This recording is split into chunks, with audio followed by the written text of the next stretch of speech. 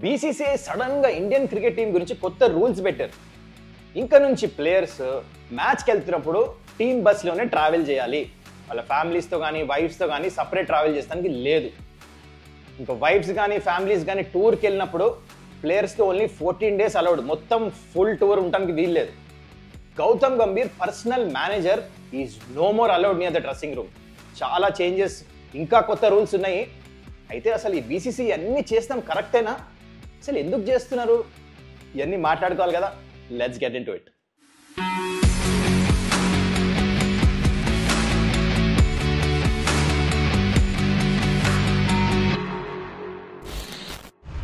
నమస్కారం, welcome to Suman's dugout.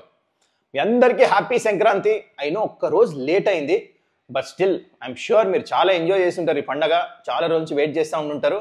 నేనైతే wait చేశాను, ఎందుకంటే నా ఫేవరెట్ పండగ ఇది, వన్ ఆఫ్ ద బెస్ట్. కైట్లు అంటే పిచ్చి నాకు చిన్నప్పటి నుంచి. నిన్న ఫుల్ ఎగరేసి దిగో ఈ షోల్డర్ అంతా ఇంకా చాలా పెయిన్ ఉంది. మరి మీరేం చేశారు? కామెంట్ చేసి నాకు తెలియజేయండి. Okay, let's get in to the topic. ఇది హాట్ టాపిక్ కింద మారింది ఇప్పుడు, ఎందుకంటే BCCI out of the blue sudden గా కొత్త రూల్స్ పెట్టింది ఇండియన్ క్రికెట్ టీం గురించి. 1 by 1 డిస్కస్ చేద్దాం. అసలు ఎందుకు చేశారు, ఏంటి rules actually. Rule number 1, Indian cricket team ఎప్పుడైతే 45 days కంటే ఎక్కువ ట్రావెల్ చేస్తారో అప్పుడు families are only allowed for 2 weeks. ఒకవేళ షార్ట్ ట్రిప్ అయితే ఓన్లీ 1 week అలౌడ్, అంతే. ఇది స్ట్రిక్ట్గా చెప్పేశారు బీసీసీఐ. అయితే దీనికి మనం ఆర్గ్యూ చేయొచ్చు. ఒకవైపు ఏమో బీసీసీఐ ఎట్లయితే థింక్ చేస్తుందో, ఇంకోవైపు ఏమో ఫ్యామిలీ అయితే హెల్ప్ అవుతుంది కదా, ఎన్హాన్స్ అవుతుంది కదా పర్ఫార్మెన్స్ అని చెప్పి చాలామంది ఆర్గ్యూ చేయొచ్చు. And that is nothing wrong also. అయితే మీకు క్లియర్గా ఎక్స్ప్లెయిన్ చేస్తా ఏమవుతుంది లాంగ్ టూర్స్లో. ఎప్పుడైతే border Gavaskar trophy for example తీసుకుంది ఈ టూర్, అక్కడ 45 days ప్లస్సే ఉంటుంది ఈ టూర్. ఈ లాంగ్ టూర్స్లో జనరల్లీ ఏమవ్వాలంటే ప్లేయర్స్ స్టార్టింగ్ మ్యాచెస్ ఆడి టెస్ట్ మ్యాచెస్ ఆడిన తర్వాత లాస్ట్ 2 weeks ఫ్యామిలీని మిస్ అయ్యి వస్తే పర్వాలేదు. కానీ ముందు నుంచే ఫ్యామిలీస్ అక్కడ ఉన్నారనుకోండి, ఏం జరుగుతుందంటే ఆప్షనల్ ప్రాక్టీస్ అనేది ఉంటుంది. ఆ ఆప్షనల్ ప్రాక్టీస్ అప్పుడు ప్రాక్టీస్కి వెళ్ళకుండా సైట్ సీయింగ్కి పిల్లలు ఉంటారు, వైఫ్స్ ఉంటారు, షాపింగ్ అంటారు, ఏదో ఒకటి అంటారు, డిస్ట్రాక్ట్ అయ్యి అటువైపు వెళ్ళిపోతాం. That is nothing wrong also, which is very common. Plus ఇంకోటి, ఫ్యామిలీస్ ఉన్నప్పుడు ఎవరి రూమ్స్లో వాళ్ళు ఉంటారు, ప్లేయర్స్తో మింగిల్ అవ్వరు. దీంట్లో ఏమవుతుంది, టీమ్ బాండింగ్ అనేది ఉండదు. అంటే జస్ట్ 1-2 weeks గురించి ఓకే, కానీ మొత్తం టూర్ అంతా ఎవరి పనిలో వాళ్ళు ఉండి ఎవరి ఫ్యామిలీస్తో వాళ్ళు ఉంటే టీమ్ బాండింగ్ అనేది ఏర్పడదు. అది బీసీసీఐ ఫోకస్ చేశారు. ఇదేం కొత్త రూల్ కాదు ఇప్పుడు తెచ్చింది. మీకు గుర్తుంటే 10 years ముందు ఇండియా ఇంగ్లాండ్తో ఓడిపోయినప్పుడు ఆ సిరీస్ ఇదే రూల్ తీసుకొచ్చారు. గర్ల్ ఫ్రెండ్స్ వైఫ్స్ వీళ్ళందరూ నాట్ అలౌడ్, టీంతో ట్రావెల్ చేస్తానికి లేదు, వెరీ షార్ట్ టైమే అలౌడ్ అని చెప్పేసి. ఆ రూల్ కంటిన్యూ అయింది, కానీ కోవిడ్ తర్వాత చేంజ్ అయిపోయింది రూల్, నార్మలైజ్ అయింది. కానీ మళ్ళీ ఈసారి తీసుకొని వచ్చారు. I think this is for the right reason. Team bonding, cricket individual sport కాదు, అందుకనే మొత్తం టీం కలిసి ఉండాలి. But trust me, I have seen successful teams, అది ఐపీఎల్ అయినా ఏ టీమ్స్ అయినా. ఆన్ ఫీల్డ్ ఎంత important team bonding, of the field కూడా అంతే ఇంపార్టెంట్. అందుకని I just feel that BCCI ఏదైతే డిసిషన్ తీసుకున్నారు ఇది, it's a right decision. And rule number 2, Indian team బస్లో మ్యాచ్కి వెళ్తున్నప్పుడు కంపల్సరీ ఏ ప్లేయర్ అయినా అందరు కలిసి బస్లోనే ట్రావెల్ చేయాలి. సపరేట్ ఫ్యామిలీస్తో కానీ వాళ్ళ వైఫ్స్తో కానీ వెళ్తానికి వీల్లేదు. అసలు ఇది రూల్ ఇప్పుడు తీసుకొస్తామంటే ముందు నుంచే ఉండాలి కదా. ఇది వెరీ సర్ప్రైజింగ్. అసలు టీం బస్ అనే మీనింగ్ ఏంటి? టీం మొత్తం ట్రావెల్ చేస్తాము. అయితే ఇక్కడ ఏమైందంటే కొంతమంది సీనియర్ ప్లేయర్స్ కానీ వాళ్ళ సపరేట్ ఫ్యామిలీస్తో మ్యాచ్కి వస్తున్నారు. సో దాంతో ఏమవుతుంది, మళ్ళీ ఇక్కడ కూడా టీం బాండింగ్ సరిగ్గా లేదు. అంటే కొంతమంది ప్లేయర్స్కి డిఫరెంట్ రూల్స్, వారు వేరే టైమింగ్లో వస్తున్నారు, మ్యాచ్ అయిపోయిన తర్వాత కొంచెం లేట్ వస్తారా, ముందే వెళ్ళిపోతారా, టీం గురించి వెయిట్ చేయకుండా. సో ఇవన్నీ డిస్టర్బెన్సెస్ అవుతున్నాయి.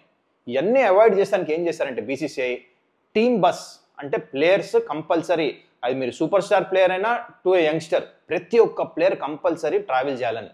This is basics. I'm not sure ఇంతకుముందు ఎందుకు ఫాలో అవ్వలేదో, కానీ రైట్ టైంలో కరెక్ట్ తీసుకొని వచ్చారు. I think this is a perfect rule. Rule number 3, Gautam Gambhir personal manager Gaurav Arora ఎప్పటి నుంచో తనతోనే ట్రావెల్ చేస్తున్నాడు. ఇప్పుడు కాదు, కొత్త కాదు. స్టార్ స్పోర్ట్స్ కామెంటరీ వచ్చినప్పుడు కూడా తనతో పాటే ఉండేవాడు. అయితే ఇక్కడ కూడా ఇండియన్ టీంతో పాటు ట్రావెల్ చేశాడు. గౌతమ్ గంభీర్తో పాటే సేమ్ హోటల్లో ఉంటున్నాడు, విఐపీ బాక్స్లో కూర్చుంటున్నాడు మ్యాచ్ అవుతున్నప్పుడు. And even Indian team dressing రూమ్లో ప్లస్ టీమ్ బస్లో కూడా కనిపించాడు. సో ఇది నోటీస్ చేసి బీసీసీఐ ఏం చేశారంటే కంప్లీట్ రిస్ట్రిక్షన్, ఎక్కడ కనిపిస్తానికి వీల్లేదు ఇంకా ఈ గౌరవ్ అరోరా. టీమ్ బస్లో కానీ సేమ్ హోటల్లో ఉండడానికి వీల్లేదు, ప్లస్ టీమ్ బస్ దగ్గర కూడా రావడానికి వీల్లేదు. Full restriction, which is right also. And దీనికి వేరియస్ కారణాలు ఉండొచ్చు. I'm just speculating. ఇంతకుముందు చూస్తే మీరు డ్రెస్సింగ్ రూమ్ లోపల ఏమవుతుందో అది బయట ప్రెస్ వాళ్ళకి కానీ అందరికీ లీక్ అవుతుంది ఏమేమి జరుగుతుందో. This might not be the reason, but I'm just speculating. అందుకనే బీసీసీఐ ఏం చేస్తారంటే రైట్ డిసిజన్ తీసుకున్నారు. అండ్ యాంటీ కరప్షన్ రూల్ కూడా ఏంటి, ప్లేయర్స్ మేనేజర్ తప్ప ఎవ్వరు డ్రెస్సింగ్ రూమ్ వైపు వస్తానికి వీల్లేదు. సో ఆ లా కూడా చూస్తూ ఈ పర్ఫెక్ట్ డిసిజన్ తీసుకున్నారు బీసీసీఐ. సో ఈ రూల్స్తో పాటు ఇంకా కొన్ని న్యూ రూల్స్ కూడా ఇంప్లిమెంట్ చేస్తున్నారు బీసీసీఐ. అది ఏంటంటే ప్లేయర్స్ ట్రావెల్ చేసినప్పుడు అబ్రాడ్ 150 kgs కంటే ఎక్కువ ఉంటే లగేజ్, ఆ ఎక్స్ట్రా ఎక్సెస్ లగేజ్ ప్లేయర్సే పే చేసుకోవాలి సొంత పాకెట్ నుంచి. 150 kgs వరకు బీసీసీఐ పే చేస్తారు.